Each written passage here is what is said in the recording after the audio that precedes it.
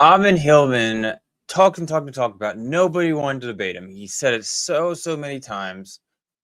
People, of course, asked to debate him, and then Ammon says, "No, I don't want to debate you." He, for some reason, wanted to debate Wes Huff, even though Wes Huff is no expert at all in Greek. But he eventually found someone who could debate him, and he accepted it. So Ammon Hillman debated Luke Gordon, a classicist. So an actual classicist. So let's see here if Luke actually knows what he's talking about here. Let's watch this debate. We're going to respond. I think we're going to see some interesting interactions.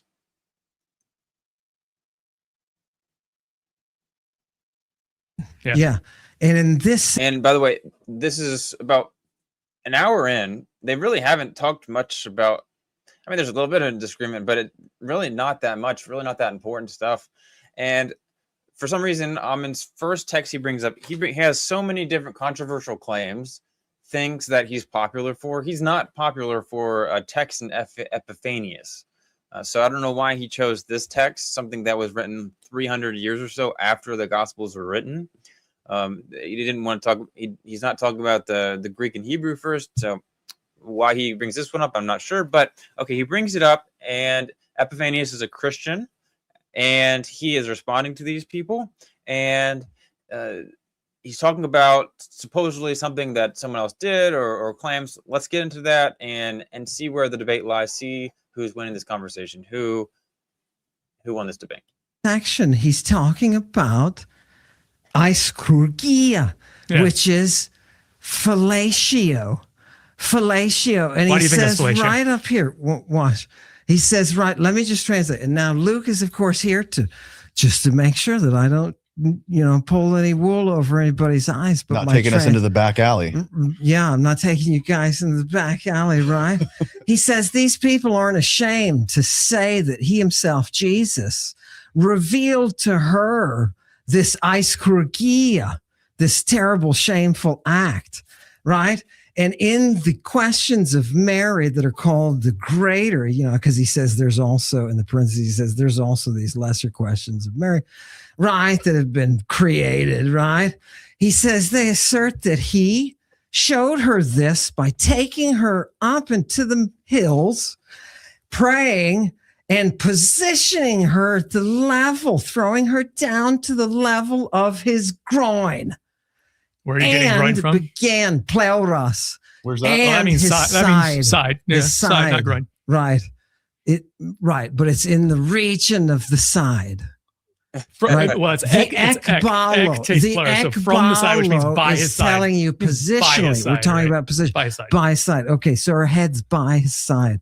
Okay, so notice what happened here. So Ammon says, "Hey, it's what do you say? Like from the back or the front, whatever the claim was, doesn't matter." And then Luke says, "Hey, no, that actually means from his side." Ammon says, "No, it means this." But it mean from the side. So that's like almost like we can watch it again, but it's basically he's like, "Oh, close enough." And then Luke's like, "No, it says from the side." So that's the actual side. And then Ammon doesn't give any extra arguments for it, doesn't give any extra evidence. That was a really weird, like if Ammon's saying this, which is correct, if it is correct, then why doesn't Ammon push that more? Why doesn't he give more evidence for his claim? He seems to just accept it and move on. It's vague, not necessarily groin. Okay. She's on her fucking knees for some reason. Why? Say okay. That where? Let's keep going and see if maybe as we translate it clears it up. Right. Okay. And they said that he began oxamenon to do what to her? To inkatamignosthai. Now, mignomy is involving the fluids once again. Oftentimes it means sex. And it's sexual. But mignomy means to mix the fluids. Yeah. And what do we do with the compound form, the kata and the in? When you put kata, it has a sense of consumption, somebody consuming. This thing is being consumed. And it can also mean wasted, positionally down. It can consumption and down are two different very things. But Ammon just straight says, "Hey, it means consumption." So, okay, what's the argument, Ammon? What is the evidence for thinking that, or even in this context? also be wasted like you used it up. And the in positionally within.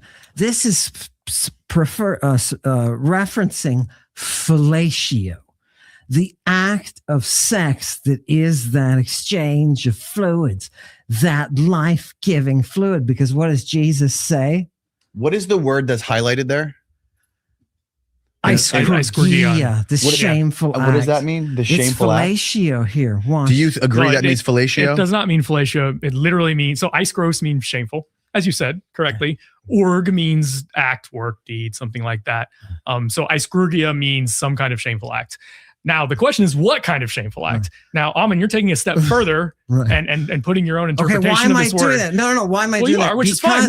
No. As long Because as of we're my clear experience. that you are doing it. No, I'm not. Well, I'm doing you're interpreting it. But I'm doing that because of my experience with the Greek. Because I have a lot of experience. So notice this. This is super huge. Okay, so one, we see Ammon making a claim without Luke here. Ammon would have just straight made a claim. We would have no idea if there are any other options, other meanings. If Ammon was just straight by himself saying that, then when Ammon gets challenged, he says, "Why am I doing that? I'm doing that because of my experience." But the thing is that Luke has actually way more experience. Luke has more teaching experience. Luke has written way many papers on the Greek. The only thing that Ammon has done is do a dissertation in Latin. He didn't even do it in Greek. He has done a PhD and a master's, and so he has some knowledge of Greek. But as far as education or anything that you can have another expert in Greek verify, he has next to zero of it. And that's okay. I don't have a PhD or a master's, but he's claiming like he has an authority because of his experience. But he's sitting right next to someone that has more experience and someone that is telling that he's wrong. No, yeah, that's not necessarily what that means. Because do you know what an aisrotes is? We talked about this, yeah. What is it? Look it up. So he's saying it by his experience, and then he's changing the topic again. Now he's talking about the word. Steve, look up aisrotes. It's a person who performs fellatio. Not necessarily. Okay. Is it a person who performs fellatio or not? Not necessarily. I mean, surely Ammon understands what's going on here. All right. He knows that one word can mean multiple different things. So is it someone that means fellatio or not? It depends on the context. Necessarily is not really a good answer. Okay, so let's be more than not necessarily is the perfect answer. It's the 100% right answer. That can it be other things? Can it be? Is it possible that is that also somebody who performs fellatio as well as other things? Okay, let me talk about this a little bit because I think it would help to kind of make an analogy so that we're all sort of on the same page methodologically. All right. So let's say that there's a scholar in 2,000 years, because I like to do these thought experiments about, let's say somebody's studying classical English in 2,000 years. And I think we are living in the era that will someday be called classical English because we're a global language. We've spread to every corner of the world. Everyone's speaking English. There's so much English literature being created.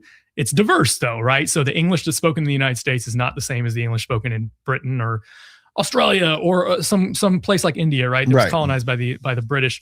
So let's say that there's a scholar in the future who notices that there's this particular word in 21st century American English. And I don't know if you're gonna have to bleep this or not, but I'm just making a scholarly point here. That is the word dick.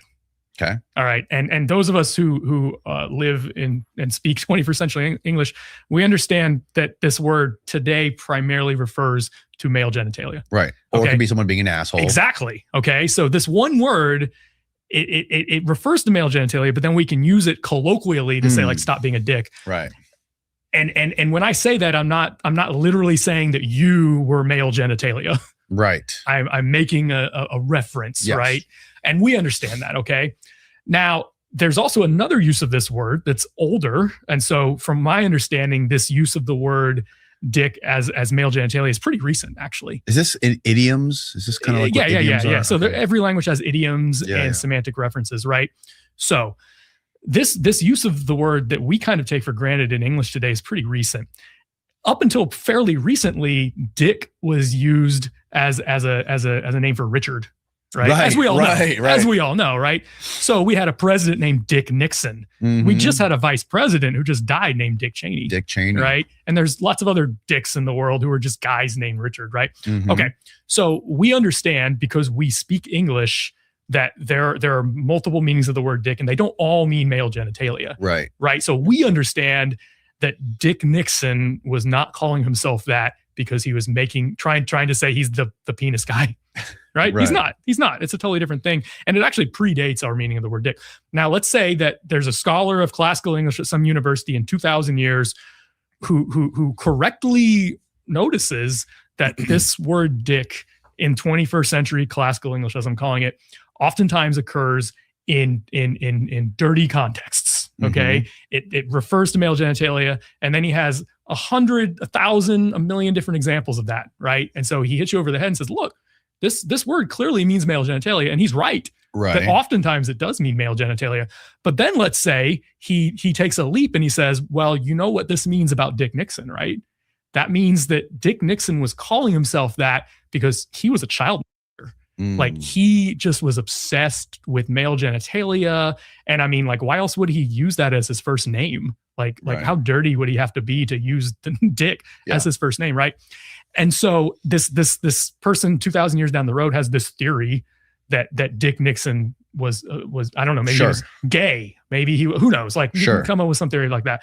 Now, those of us who speak English today know that makes no sense and isn't true at all, right? Because we know that there are different contexts in which this word can exist, and it has different meanings in different contexts, right? And that's methodologically sound, as we have to pay attention to the text. So I want to consistently come back to this. That word. No, because what I'm calling this is pulling a Dick Nixon. Okay. So from now on, when I say pulling a Dick Nixon, and I think I'm going to have to say it multiple times, what I'm referring to is pointing out a word that could be dirty or could mean a certain thing. Yes. But then, it might not. It might mean something else. It could mean fellatio here, right? Is it possible it means fellatio in that context? Okay. So since it means dirty deeds. I see it. Yeah. Oh, by the way, can we bring that up? Yeah, show that. So this is actually methodologically important. Yeah. So this was from your short. You sent this to me a few weeks ago, but since you brought it up, let's bring it up now. Steve, LSJ. Yeah, LSJ. Okay. No, it was Ice-Krugia, right? Yeah. No. Ice-Crotes. Ice-Crotes. Okay. Yeah. Honestly, can we bring up? Hang on. Let's take. I gotta take a leak. So let's go to the. What's this word again? Now, this is Ice-Crotes, right? And all of this is using the beautiful, glorious Greek root alpha, iota, sigma, he, right? That rho is hanging on there, can come off or not, but the iskron is that which is just awful, ugly, deformed. Oh, look, it's in his hand. The Ice-Crotes. Yeah. So you see the main definition of ugly is deformity. Ice-Krugia is the working of this shameful thing. Committing Ice-Crotes, right? Exactly. It's filthy conduct. And you ugliness, deformity. You notice it's a euphemism for fellatio, right? Okay. Yeah. But why is it? So I'm curious. Why is it? So they're associating filthy conduct with fellatio. Yeah, because these are Victorians, right? Okay, so this is something now for the listeners. The three of us have had a text discussion or a text thread for the past few months. Yes, Ammon sent this to the thread a few weeks ago, and I pointed out at the time that semicolon is very important. Right after Ephesians 5:4, there is a semicolon. Ammon, what does that semicolon mean to you? What does it mean to you? You surprised me. As a Greek reader, it means nothing to me. Well, that's a problem. It means something very important. It's an and as an English reader. No, and it's a euphemism. Separating two as you see from the Scholiast on Aristotle, frogs. Right? Sorry, Aristophanes, frogs. Frogs, 1308. Yep, we agree with that. And then they refer to you the general term eiskrosune, right? Which is which Tzitzis is going to talk about, right? And his comment. Tzitzis is Byzantine. All right, what to you? What does that colon mean? It's separating two different things that are pretty different here. Okay. And by the way, this is like extremely basic how to understand a lexicon. So specifically, it's separating two places in which this word iskrotes has been used by two different authors at two different times and places. Before the semicolon, what we see is filthy conduct, epistle to the Ephesians, chapter 5, verse 4. Okay, so that first part is one use. Okay. And in that use, and we can go look at that if you want, but I don't think this is particularly controversial. The author of Ephesians is simply saying, don't engage in iskrotes, right? He doesn't define it. I think because I think he's being vague. Yeah. I don't think I don't think he necessarily has one particular dirty thing in mind when he says that. Right? I don't think he does. It's only hold on. Let him finish. It could be sexual. Yes, okay, so I think when he has dirty things in mind in Ephesians, sexual stuff is part of it. All right, but he's not narrowing down the sexual stuff. Yeah, do you agree with that? He doesn't just mean one particular sexual thing. No, in Ephesians? He does, because I don't think he does. It idolatria. It is the act itself of engaging in these dirty mysteries where they are eating. Let me go back to the semicolon. All right. Okay. So then the next use of this is centuries later. I'm actually not sure what century the scholiast to Aristophanes' frogs is. I want to say like 11th or 12th century. It's over 1,000 years after Aristophanes. Yes. Or sorry, 1,000 years after the author of Ephesians. Right? Yeah. It's Byzantine, right? So that is a very, very huge different context for Greek. Greek changes over time. The Greek of today is very different than it was 1,000 years ago. Very, very, very different than it was 2,000 years ago. So much that if you know Greek today, it will be somewhat difficult to read Greek in the biblical text or like a Homeric poem or something like that. So that euphemism for fellatio is very, very different time period. So that is the first problem in of itself. But that is one example. So there's no guarantee that it was used as a euphemism in the time of the text that they're talking about, Epiphanius. Hundreds, maybe over 1,000 years later, a scholiast, and let me tell everyone what a scholiast is. Ammon and I both know. A scholiast is somebody who is a commentator on an older work. Okay, so like for instance, today you can buy a Shakespeare annotated volume because sometimes we don't know what Shakespeare means because it's been 400 years. Right. And so somebody will put notes in and say, this is what Shakespeare meant when he said this or whatever. Okay. That's what a scholiast is doing. He's a later writer who is a commentator on an earlier work. Usually grammarians. Grammarians. All sorts of nerdy people, as you can imagine, are scholiasts, right? Yeah, linguists, ancient linguists. Oh yeah, sure. Right. So this is a much later commentator on this classical Greek play. So Aristophanes, 5th century, late 5th century, early 4th century BC. Okay. So there is the use of this word iskrotes in this play by Aristophanes. In the play by Aristophanes, the author doesn't explain what he means by iskrotes. But this later commentator from literally a millennium and a half after Aristophanes wrote this, he says, I think it means fellatio. Okay. So that doesn't mean he's wrong, but that doesn't mean he's right. That's the opinion of someone from a millennium and a half later. So that's super funny because not only is this a use what somebody thinks it is 1,500 years later, but it doesn't even mean it was originally like that. So he could just be getting the word wrong. He could just be confused about what the word means. Sure. That's important to know. I mean, like if I cited the King James version of English from 400 years ago, and there's obviously some big differences in what those words mean. So if I cite them and I say to myself, hey, this is what that means, it certainly doesn't mean it. I could be just completely misunderstanding the word. I could be guessing. It could be anything. Sure. That some later literally random dude who never was part of that culture at all speaks and reads Greek, but from a much later period. That's what he thinks. That's his opinion. I think you're underemphasizing. That's his opinion. Is that not? Do you agree? No, with I think Luke, you're underemphasizing. Well, what do you disagree with about what I said? These scholiasts are so separated from these traditions. They're grammarians. John Tzitzis. Being a grammarian doesn't make you an expert on how to read Greek from 1,500 years ago. I mean, you could point to literally like hundreds and hundreds of dumb things that scholiasts have said or that were wrong. The guy on the end there, he's a Byzantine guy. And he is right up there in preserving. I mean, he preserves stuff that we don't even have. He talks copying letters is 100% different than being able to understand them. About in the Odyssey, what's going on when Circe goes back to visit Homer, and you're like, what? We didn't know that tradition was there. How the hell? It's the first time we see it. He preserves that from things he's read himself. That's sometimes true. That could be true. Like, I mean, if I read something from 500 years ago and I read the whole King James Bible, I read a bunch of other texts from 500 years ago, it doesn't mean I'm going to get everything right. It doesn't mean I'm going to get most things right. He has a commentary, that guy who's there, talking about the Eiskrosune, which is the older form that they would have been using. He is saying, this source is telling us X, Y, and Z, and we don't have any other record of that.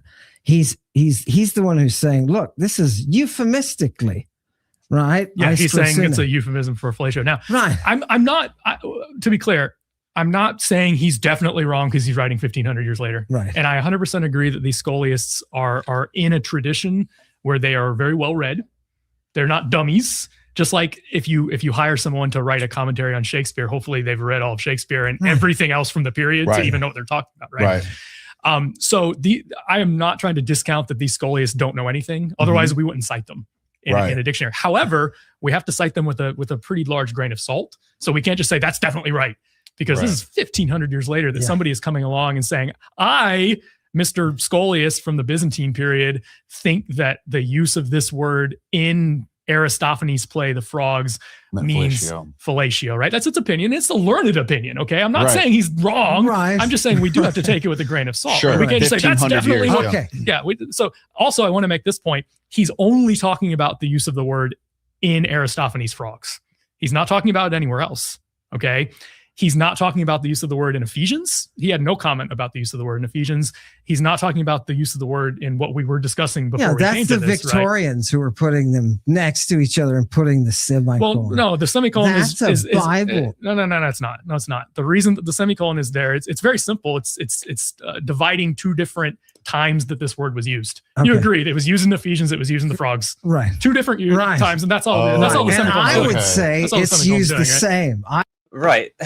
So this is the wild thing. It's like, okay, Ammon, he starts the conversation by saying, the semicolon means and, something extremely basic for understanding a dictionary, is that the semicolon means that one meaning is this, and then another use of it is in this. It doesn't mean they're the same thing. The semicolon does not mean they're the same thing. Not only that, but Ammon says at the beginning, it means and. He also said it means nothing to him, which is like ridiculous, because of course it means something. It means that the writer of the lexicon thought this. Of course it means something. So Luke Gorton is saying something that is completely obvious and clear. There should be no debate over. And Ammon seems to want to change something that is completely obvious and clear, that is standard for almost every other lexicon out there, and to be able to add points to his thing. But why? Why would he want to do that? How is that following the evidence? I would say it's used the same. You can have that opinion. Yeah, you can have that opinion. That doesn't mean that's what the semicolon means according to the author of the lexicon. Semicolon is an and. You can have that opinion, but it's just your opinion, right? Right. I might have a different opinion. You might have a different opinion. We can both argue for it. Correct. And it's good. That's what university is for. Yes, we argue for our particular. You think he says that's what university is for, but Ammon doesn't participate in university. You think the leaders of the museum didn't fight with each other and all the fought all the time, and they stormed off and they started new museums. Exactly. Yeah, of course they did. Exactly. Right. Yeah. Now, can we have the text now? I'm just trying to start a new religion here today. That's all I'm here for. To finish the text. So I want to go back to we were debating actually what led us to this is what the word Eiskrurgia means. And so what Ammon has done is he's pointed out that hundreds and hundreds of years later, one guy had an opinion that this meant fellatio in a different text.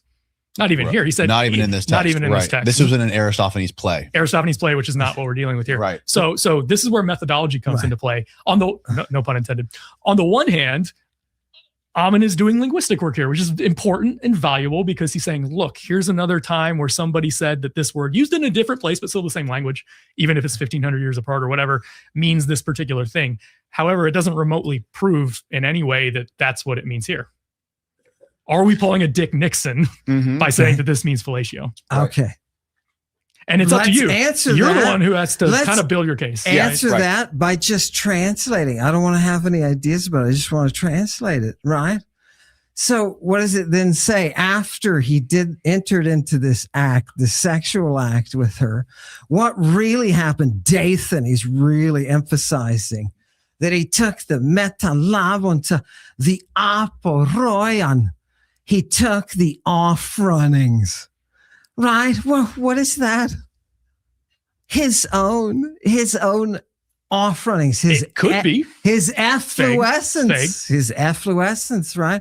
Yeah, sure. It's vague though. Right. It could be, except we know also, could be blood. Also contextually though, he's been talking about semen eaters. So, right. Context matters. Right. But then you got to build a case. Spermatophages, right. He's been talking about it. So it's a little bit of a cheat, but he's been talking about it already. Who has? The author of this, Epiphanius. Who's writing it. And he says he showed her that we do this in order that we live, right? How are we going to live if we don't do this? And then it says, look, and it says Mary Taraktheses. She was taken aback and falls down more than that, all the way. Deeply troubled. That's what Taraktheses is. She's not happy about this. Yeah, no, yeah. She's like, what? It's like she's stunned fundamentally. What the hell? She falls all the way to the ground. Yeah. And he picks her up and he says to her, why are you so freaking unfaithful, you faithless bitch? Right? That's the Ammon translation. Right? I added the bitch part, right? I added the bitch part. Now tell me something. Where is the off-runnings? What is he doing? He's making her eat something like the Ophites that Epiphanius has already talked about, her eating the semen.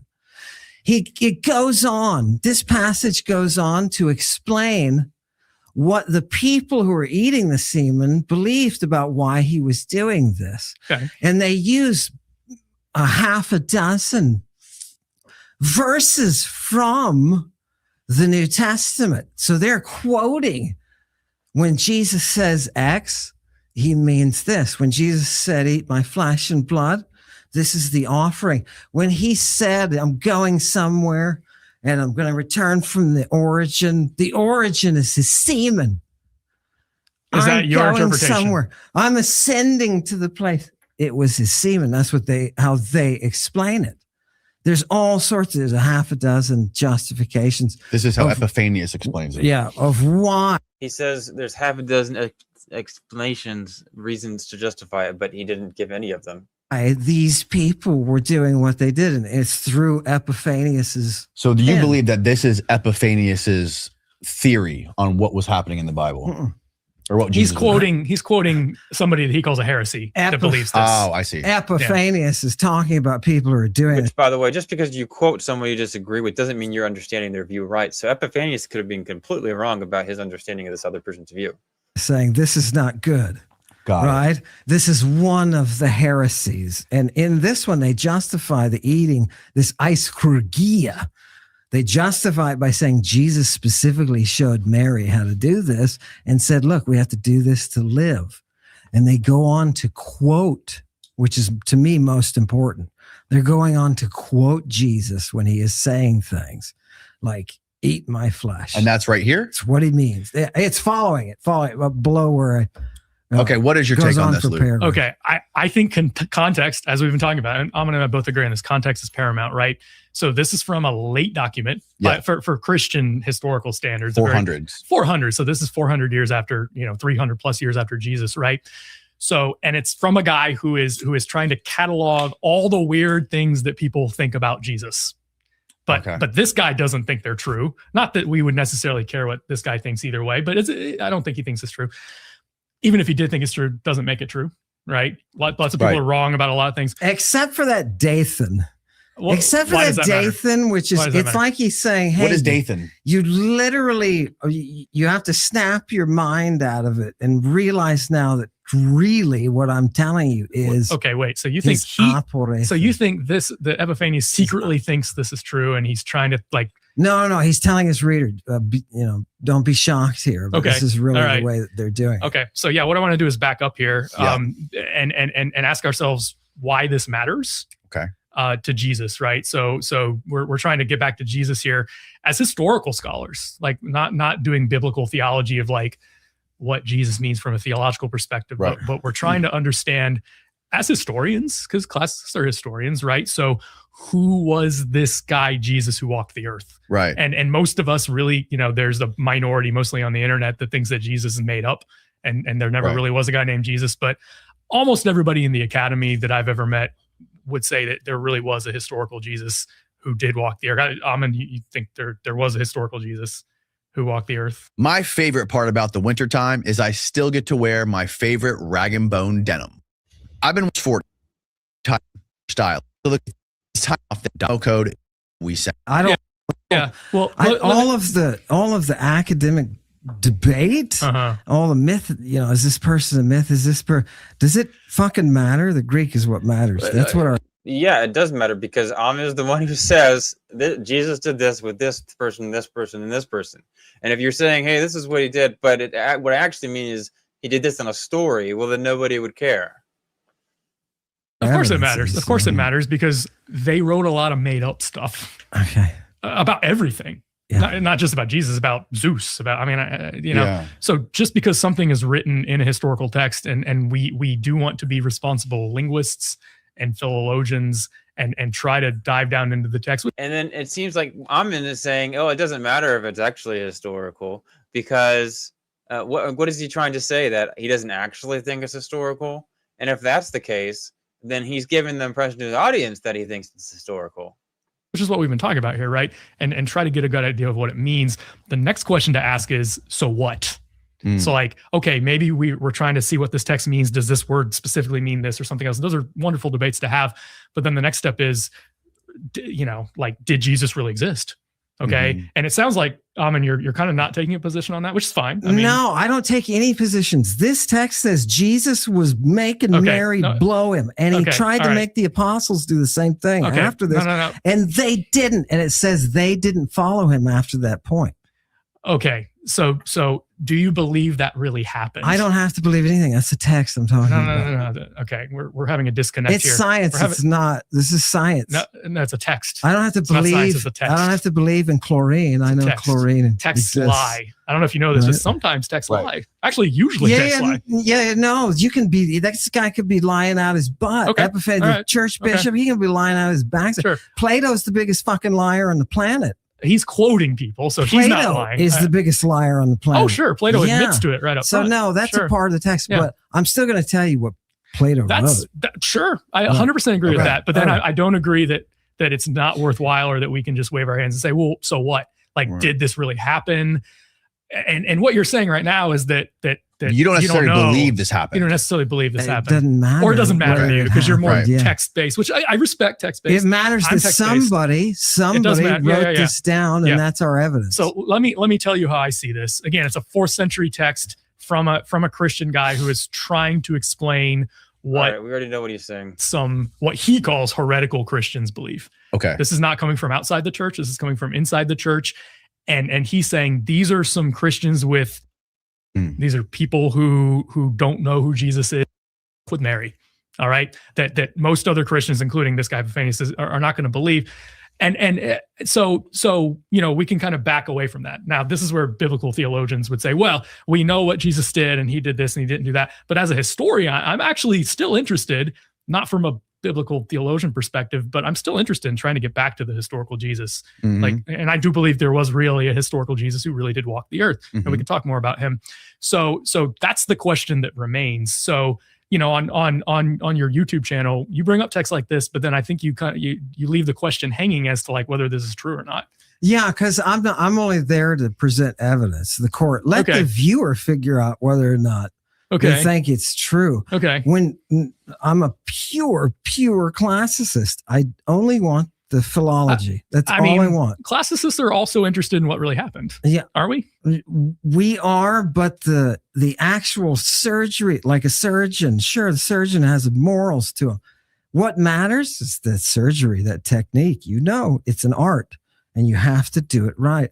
And that's all I'm saying. When you go to the Bible and you see terms that are related and you see episodes that are related, and Paul's saying throughout your books, your magic books, and in Jude, he's saying, don't do this aselgeia, this stuff, this idolatry that involves the pharmakeia. Don't do it. That's sexual stuff.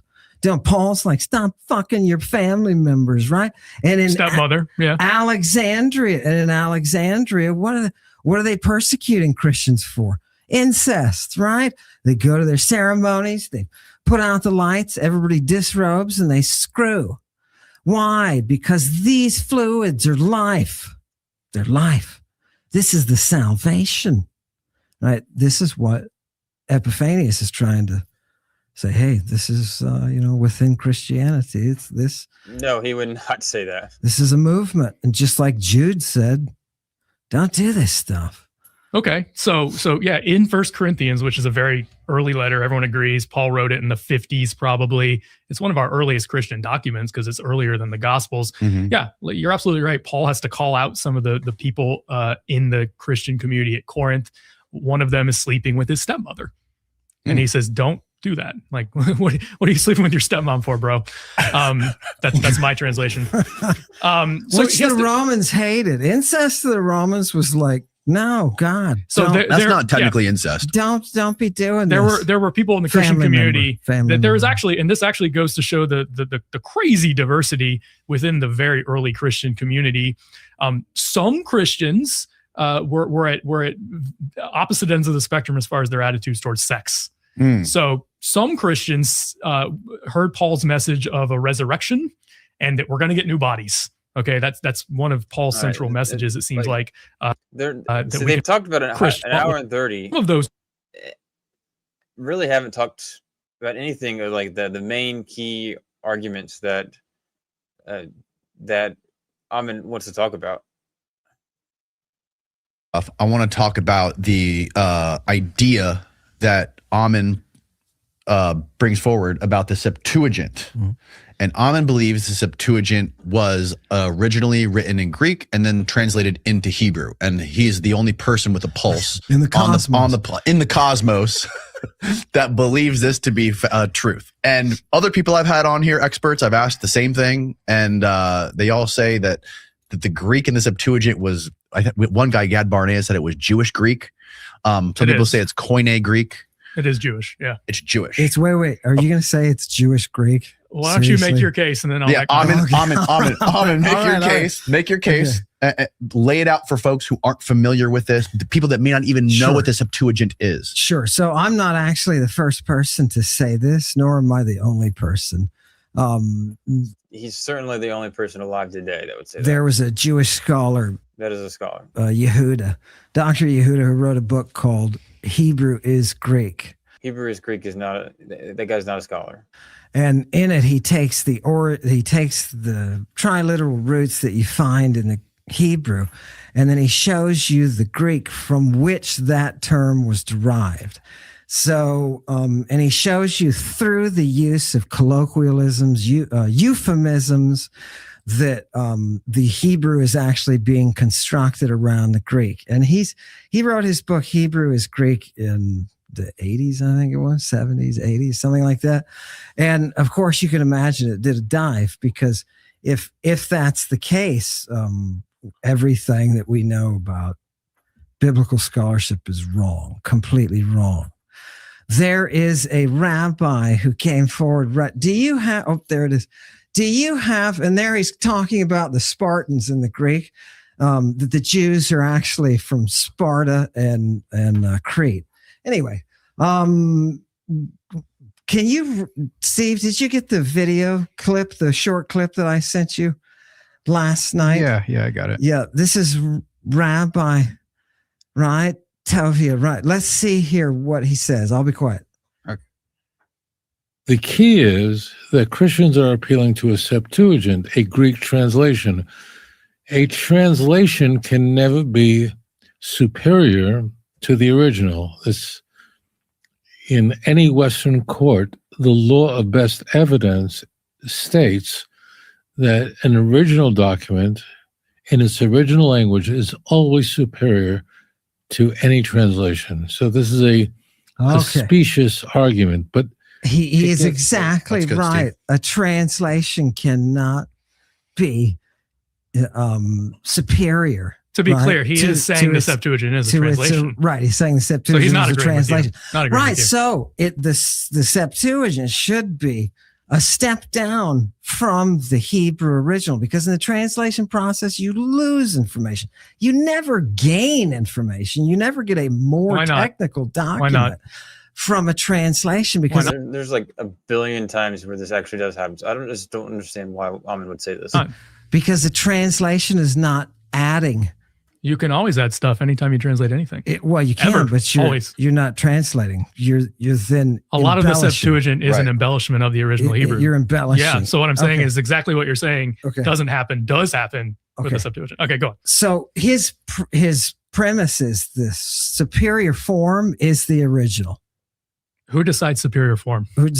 I'll show you right now. Let's look at an actual text. Hit it, Steve, with the Greek text there. This is from Genesis 1:2.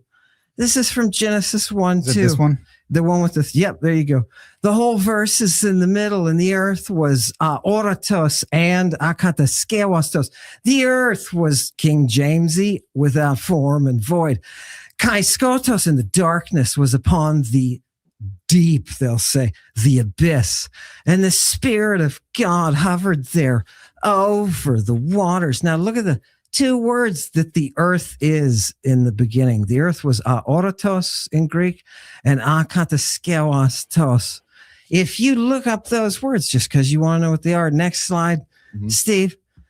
If you look them up, you're going to see, right? Here we go. Look at just tell me really quick, akataskewastos, not properly prepared.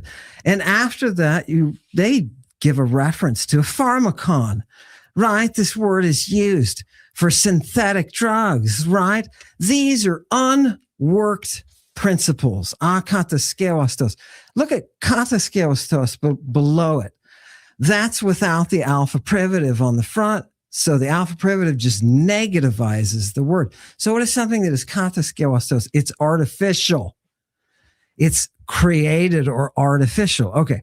So the earth is akataskewastos, not prepared, not created, not yet synthesized.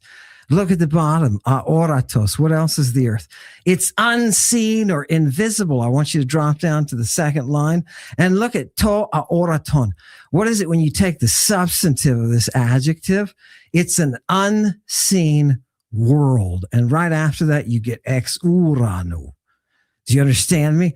This is a part of Greek physics that you're looking at, this word aoratos. Gaia and Uranos are part of it. Are you ready? Give me the next one. Wait, let me finish. Give me the next after. Okay, so Ammon says you can't get less sophisticated. It has to be more sophisticated or whatever the claim was. It's one or the other. I can't remember exactly what the claim was. Doesn't matter. Then, in response, Luke says, why not?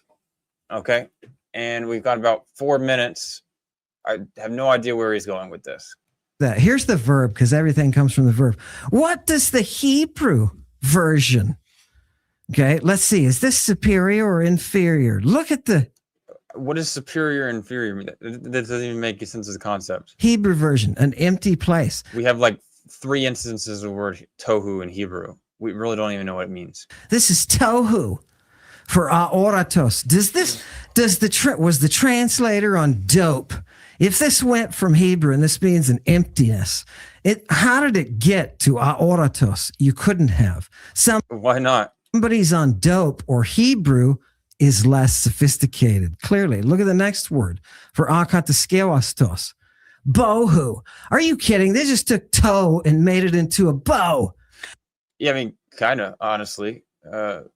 We don't really, I don't even know if we have any instances of bohu. Let's see here. I have to remind myself. We'll find out really quickly. All right. Tohu, Wavohu, and we're gonna go right here. Then we're gonna look at how many instances we got. 1, 2, 3. 3 instances. 3 instances. So, like, we really don't have a lot, but I mean, clearly the writer's trying to rhyme. And what do they got here? Again, emptiness. This Hebrew is not original. It is being constructed from the Greek. How does that follow? What was the argument? Is a terrible, terrible attempt to make a native translation out of a language that is so far sophisticated. Greek has 1.5 million word forms. Hebrew has 7,000 unique words. It can't compete. Okay, I'll stop there. You respond now. Okay, thank you. So again, let's examine our priors here. In other words, what are we sort of assuming? You're assuming as you go through this, number one, that you can make a judgment as to which language is more superior, which is very debatable. But let's just say, for the sake of exactly, what does it mean to be a superior language? Words are words. Argument that you're right. There could be positives and negatives to either. Like, how do you even compare? Like, is English better than Spanish? Is it more superior? I don't know. That seems extremely subjective. How Greek is more superior than Hebrew, which no linguist would. Technically superior, that it's more advanced, that it's more descriptive, has a bigger more advanced descriptive vocabulary. Greek has the philosophical tradition by this point, right? And so the translator who must be fluent in both Hebrew and Greek to do this translation is probably a Jewish person who knows Greek, because nothing else really makes sense.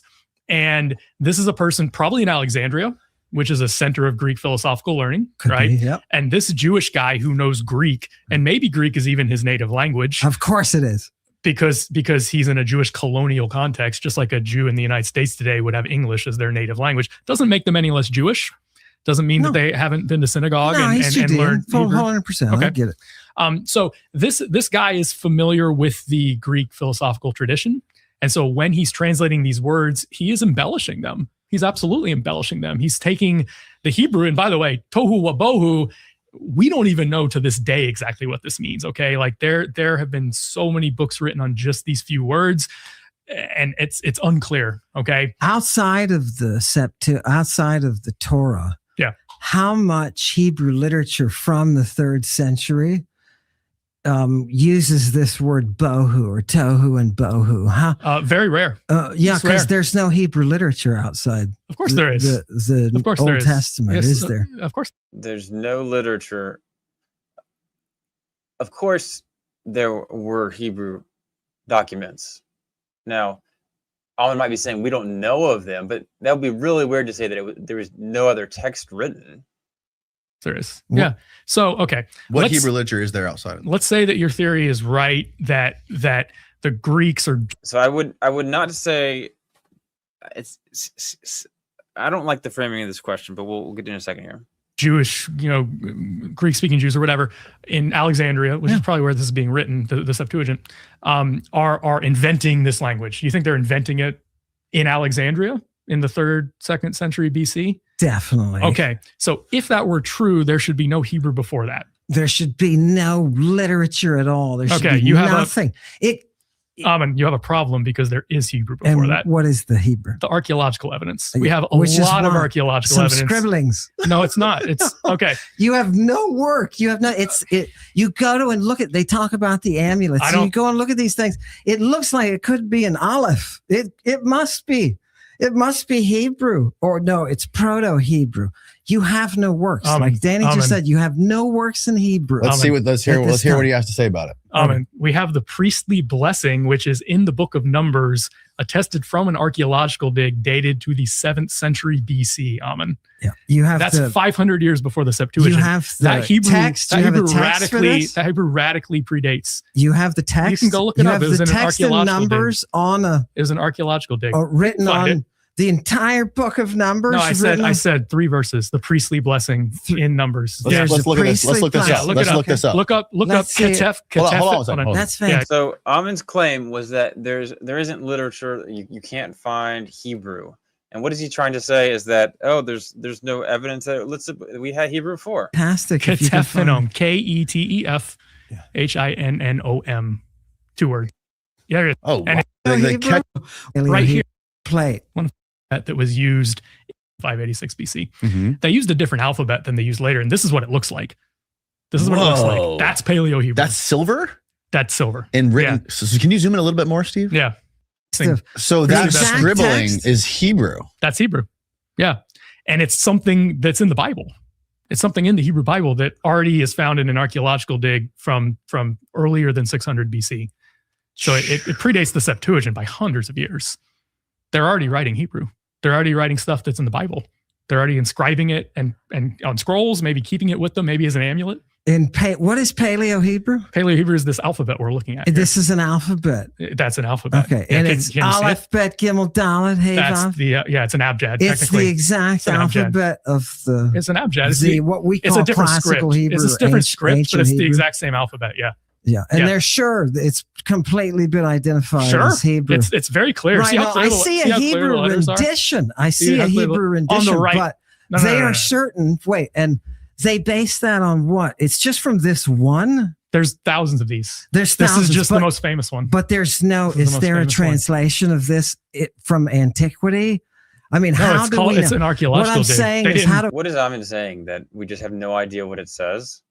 I mean, how do we find out what languages mean in the ancient world? We look at how they were used. So if you have 10 different texts, you can look, see, okay, why is this word next to this one? Why is it next to this one? Why is it next to this one?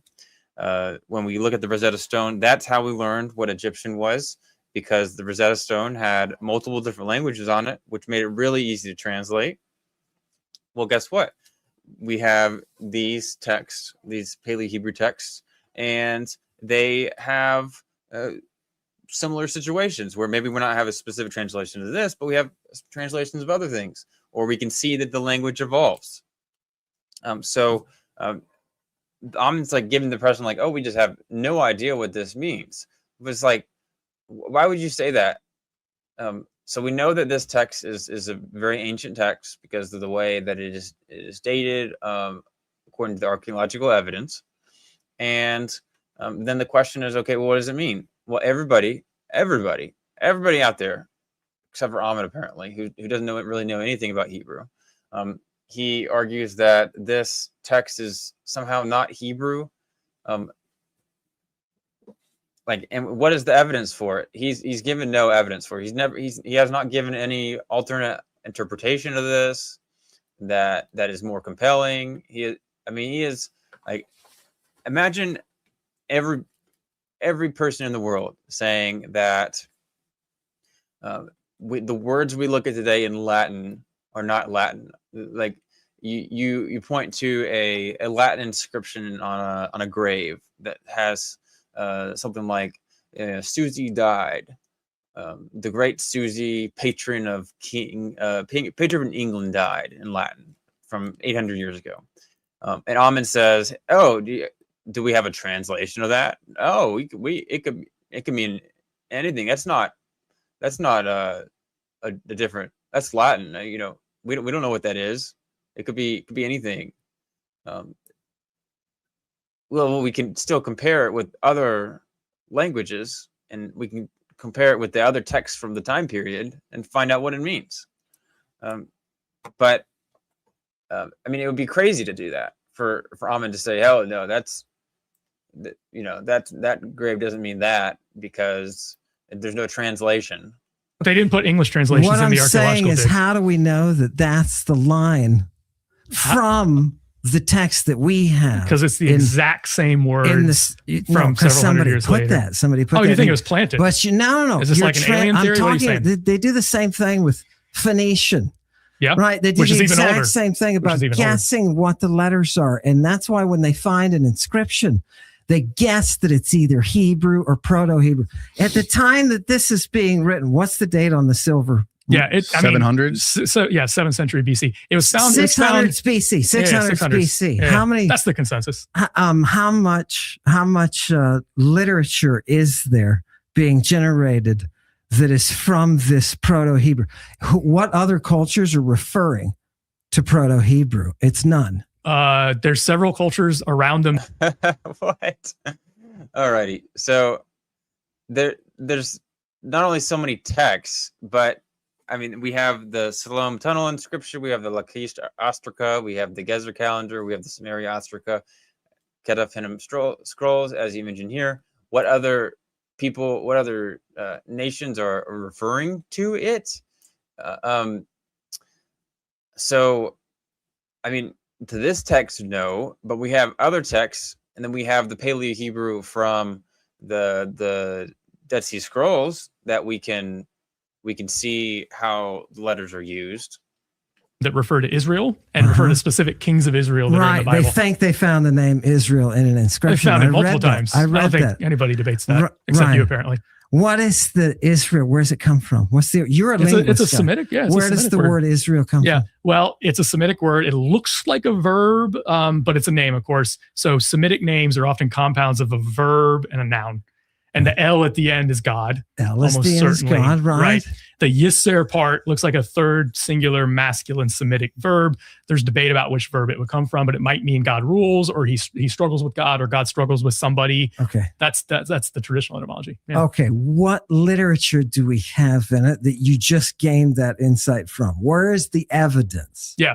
So here's, I think, the methodological problem. You're saying that if a culture got destroyed, and the pre-exilic Israelite and Judean kingdoms got destroyed. The kingdoms got destroyed by the Assyrians in 721 BC, and then the Babylonians in 586 BC.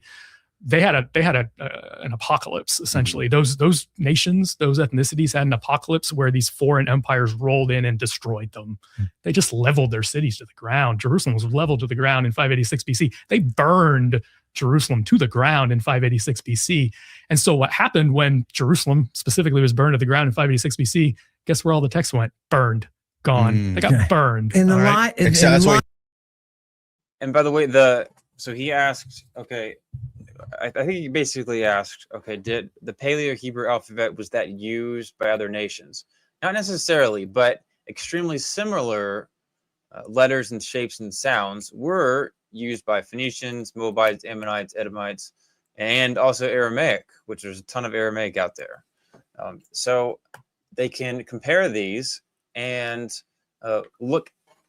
I mean, there's just so many hundreds of texts, so you can see how it evolves over time.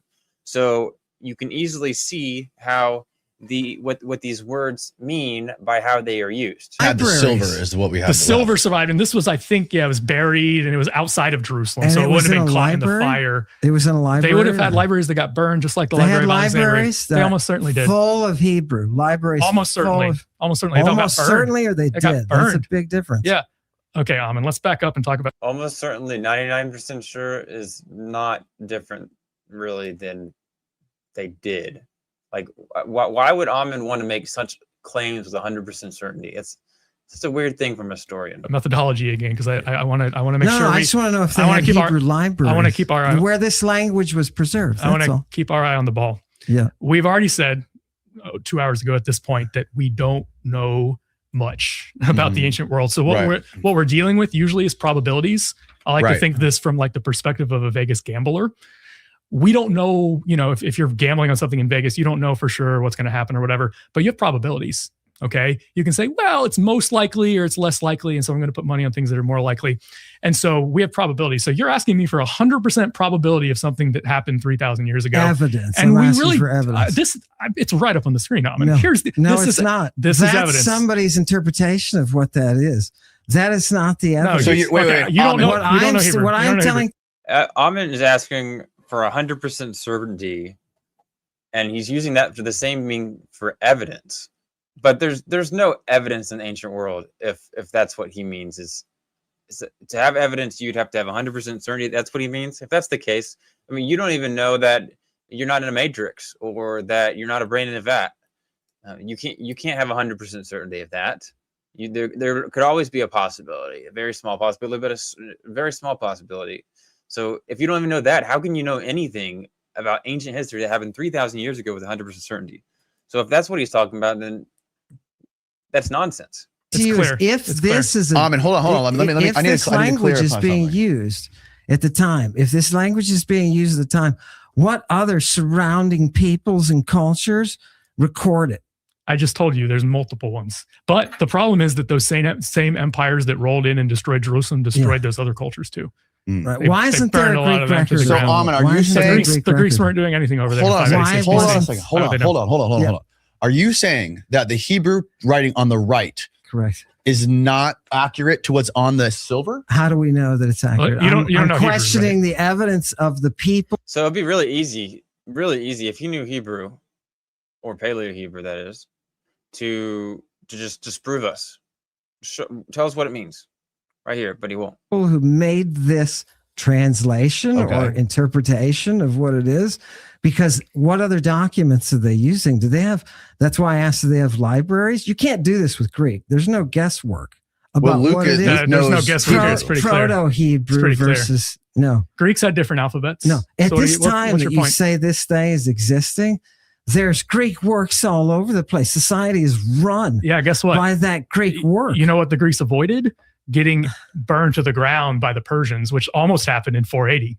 Okay. Yeah. So if the Greeks had not managed to fight off those two Persian invasions, we'd probably be in the same position with Greek literature, where it would have all got burned to the ground. And then we'd be in this position where all the Greek we would have is digging up stuff in archaeological digs. I hate to guess. We'd be in a difficult position. We always have to guess. But when the Christians, anything we do is guessing for the ancient world. We don't know anything for sure. I hate to guess, but when the, so I don't like how he says guess, because guess in the English language at least implies that it is not something we can be confident about, but he certainly said things that he's confident about. When Greek began to lose its glory as the oracle shut down and as the 4th century lurched over its loss of its pagan origin, the language was affected, and you see that. But in the influence of the Byzantine Greek, the problem is throughout the use of the Greek, we've got Greek grammarians, we've got Greek scientists who are working on the language, right? What I am saying here is at the time that the Greeks are doing that and noting these other histories and these other societies around them and forming anthropologies and explanations of history of the cultures around them, nobody ever encounters anything like this. The only reference that we have to anything Semitic is the Phoenician. And we know the connection to the Phoenician, that the Greeks even argued themselves that the Phoenician was not responsible for Greek. There's Greeks who say it was and Greeks who say it wasn't for the alphabet, right? So this is theoretical. There's no contemporary documentation of any of this. This could be somebody sitting in the desert copying out BS. And then planting it in the ground Could be. For an archeological dig to be dated to 600 BC. Do you realize how you're getting into planted. like alien No, I'm not theories saying here? it's planted. That's why I hate ideas. If we stick with the text, what I'm saying is this thing that you've got here just showed up in a vacuum. It showed up out of the ground. Where does this Paleo Hebrew come from? Did they build buildings? If they got to this level of writing, they must have structures. They must have history and archaeology. Where is it for this? This is the archaeology. It's not this it's coming thing? out of the ground. This That's thing is not the archaeology. It's coming from the archaeologists who found it in the ground when they were doing an archaeological Everything has dig. to start somewhere, right? Yeah. Right. But when you find, let me tell you what I'm talking about. When you're doing a Greek site, for example, and you find Greek writing, the Greek writing builds for you exactly what's going on. You see those columns, you see this type of architecture, you see what they're using, the mathematics, they're in these Greek texts. This is in isolation. It's got no relatives. That's how archaeology works. It's just sitting there by itself. They didn't find anything with this. They didn't find anything with this that was a building dedicated to some guy with using this in his name, using this alphabet. Why do they have so to? much stuff in this alphabet. They just it's found widespread. that. It's widespread. This alphabet is very common. Right, but it wasn't in a building with a dude's name on it that was using the same. There's a lot alphabet. of stuff with dudes' names on them in this alphabet that has been found in archaeological digs from the 6th to the 10th century BC. There are cities that use this Proto-Hebrew. Yeah, it's widespread. As they're like, in Israel. In Israel. And they have libraries. They had cities. Yeah, Jerusalem was and they a city. have and there's libraries in Jerusalem. They were burned to the ground. There's libraries by the Babylonians. Okay, so was Hercules. It's such an odd argument. He's like, what? Because there's no libraries, that we have no idea what a language means? I mean, obviously, this doesn't follow. He's saying that, hey, well, we don't have a wall next to it that has a name, therefore we don't know what it says. No, what he was trying to say is that we have no reference to come up with how to interpret this. But if you have another text with using the same letters, same words, and that has somebody's name next to it when they found it, or if it has another inscription with a different language so we can translate really easily, or if you wait 300 years or so, you see, oh, look, more Paleo-Hebrew, and hey, look, this has other Hebrew translations right next to it. I mean, the Dead Sea Scroll has Paleo-Hebrew and Hebrew on it, so you can very clearly see the context, what's trying to be communicated. I mean, when you have hundreds and hundreds of these texts, it's just a wild, almost conspiracy theory what he's trying to say here. Okay. We still have we still have a shit ton. Well, and then they built a bunch of stuff on top of it. I don't know if you know about Jerusalem. That's no evidence. You're not giving me any evidence. I just don't think you're willing to look at the isolation. evidence. This is in complete isolation. You don't like the evidence to say you're discounting it. That's all that's happening here. It's not the thing that really bothers me is that there is no Hebrew literature. When you talk outside the Torah, there is no Hebrew documentation. There are no Hebrew doctors. There's no Hebrew architecture. There's no Hebrew geometry. So what? There's no Hebrew anything. Because it got burned to the ground. Everything. Ammon's never looked at the actual data. The evidence for what he says is wrong. He's never actually looked at any of the evidence. And he's never actually looked at why scholars say what they say. He's never read it. He's never taken the time to do that. And so he looks at it and he says, I can't think of any reason to think what you're thinking. Therefore, you must be wrong. So you're saying they should have just done a better job of not getting burned to the ground. Lost. You're saying everything got lost of any Hebrew writing at any time. The only remnants there was a small group of captives after the city got burned to the ground, and lots of people got slaughtered and taken into slavery by the Babylonians. No, that's not how life works. Of course, that's how life works. That's how all ancient warfare works. If they went in, let him finish. There's a small group of people who were taken into captivity by the Babylonians to Babylon, and they could only carry anything they could carry. They carried their most sacred text, and that's all that survived that conflagration. That civilizational conflagration. That's all they kept. That doesn't mean they didn't have more. In fact, they almost certainly had more. It's gone. And they're the only culture that happened to. Of course, they're not the only culture that happened to. Language. The language will survive. It did survive. You just don't want to see it. It survived in the Torah. It survived in the Hebrew Bible. You've got. And it survived in the grounds. That's all you've got. Okay, you just made a statement that is false, and that is this is the only culture that's happened to. Of course, it's not the only culture that's happened to. Let's talk about the Persians. Yeah. Let's talk about the Persians. Yeah. The Persian Empire was far mightier, far more scientifically advanced than the Hebrews. Do we have classical Persian? We have inscriptions. We have the Behistun inscription. And then we have a few things from Herodotus where he's transliterating.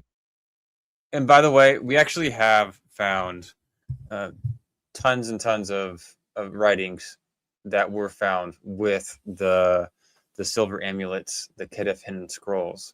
So this was discovered in Tomb 25 inside a repository pit where older burials and grave goods were swept after reuse. And they found pottery shards, they've sealed impressions with Paleo-Hebrew names, stamped jar handles, weights, personal seals with Hebrew names, fragments of inscribed bone, metal objects. And not only that, but there's nearby sites. So what I mentioned before is these other Paleo-Hebrew texts are nearby, maybe not in the exact same context, but nearby. That also have the same alphabet, same vocabulary. So there's tons and tons of stuff to be able to date this stuff and understand the language. Words from Persian. So we have almost now. What I wish Luke would have said was, "Hey, I myself at the top of my head, I don't have anything to pull up right exactly now, or we can get into that. That would kind of take us off topic. He never made any attempt to actually translate this text, and he wasn't upfront with that. I would appreciate that because he kind of, Ammon's like, hey, give me the evidence, basically. And then Luke's like, well, we have all these other texts, but like that doesn't prove it to him. Show us the proof. And if he didn't have the specific proof, he can't show it, then he should have said, hey, I could show it to you right after this. I'll give you the books that prove it. I can walk you through it, or if they can't do it on the screen right now, I can get you in contact with the expert to explain it. I'm not an expert. I'm a Greek expert, just like you're not a Greek expert, but I can have someone explain it to you.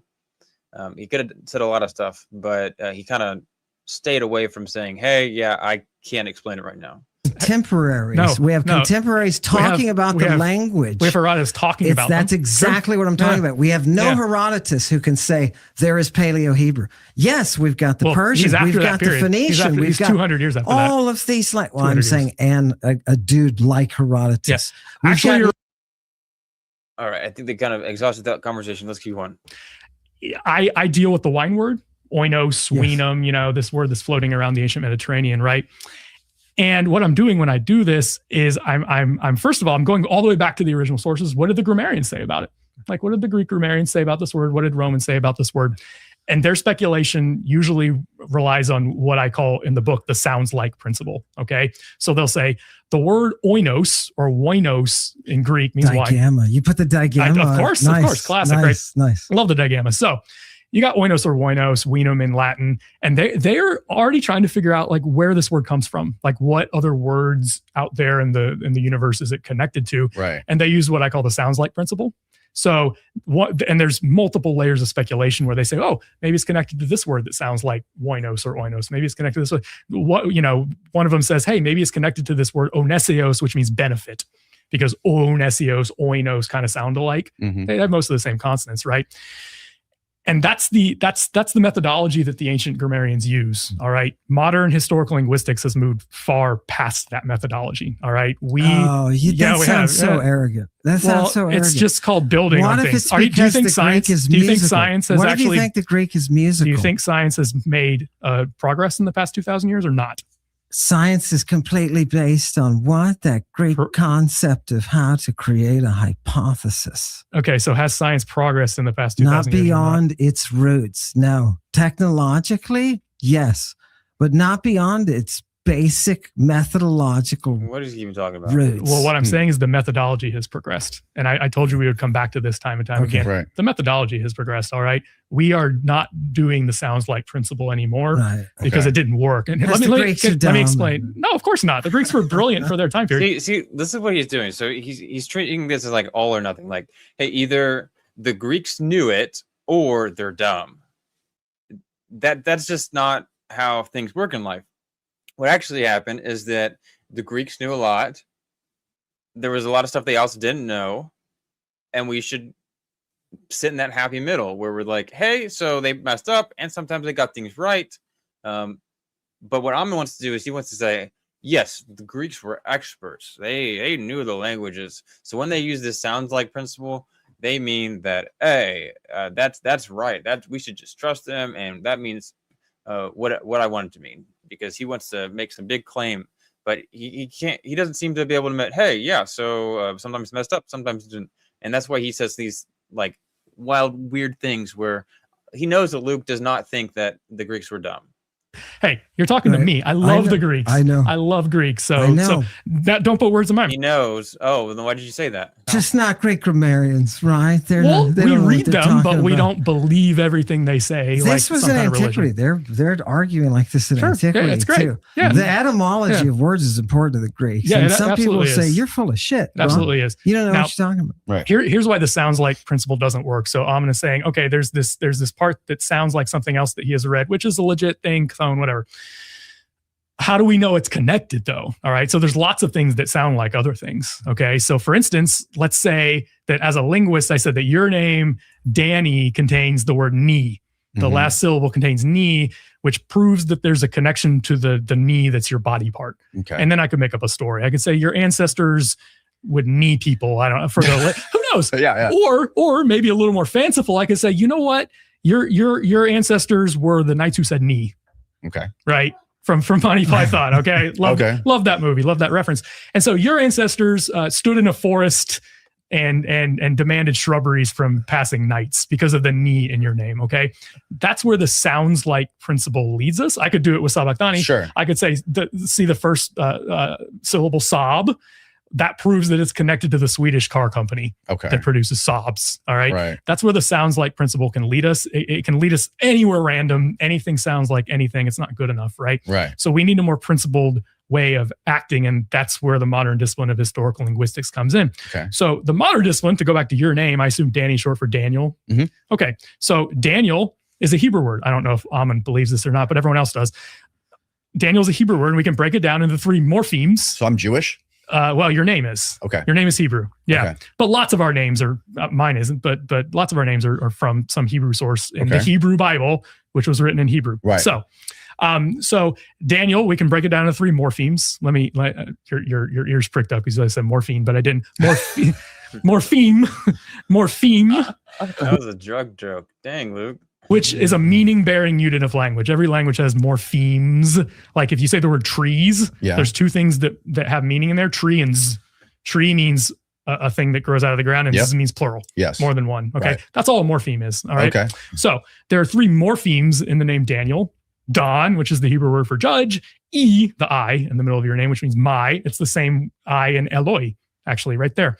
And El, which means God. El, which means God.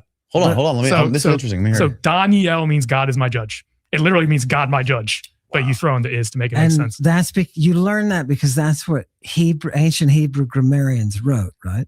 Yeah, they got burned to the ground. We talked about that. Yeah, like why does he keep saying stuff like this? Like he's saying, "Oh, the grammarians told me this."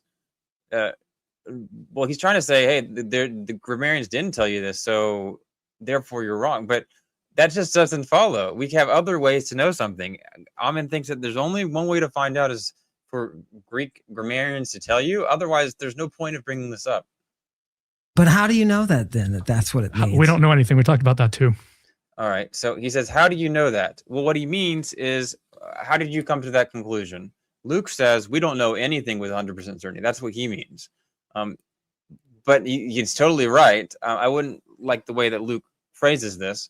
But that is a constant problem in this conversation where Ammon wants to say it's either all or nothing. It's either something or it's 100% certainty. But Luke's saying, no, it's not all 100% certainty. Oh my God, am I stoned? You might be. Yes, you are. Oh my God.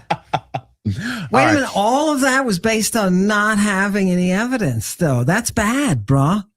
That's bad. I think we've gone through this already. I don't know if we need to go through It's that. right. Yeah. We've been through all What this. time is it? We're already 3 hours in. How long is this? We're Well, almost 3 hours in. Yeah. We have a lot of ground to cover. We I might have to come back. We have Honestly, to move we have on. so much to cover. That Yeah, I think we will. Can we come back? Yeah. Well, we're not going to end it right now. We still want to. Okay, so Luke says, hey, can we come back? Ammon, to get this, guys, and we'll end it at this. So Ammon has had plenty of opportunity to debate Luke again. I've talked with Luke myself. And Luke has wanted to continue this debate, talk more about the evidence, and Ammon has backed out. Ammon has backed out of the conversation. It does not look like they're going to have a debate too. So if you want to find the evidence, if you want to actually find it out for yourself, you won't be able to because Ammon has backed out of the conversation. He's backed out from any ability for people to critique his views. So anyways, thank you guys for watching.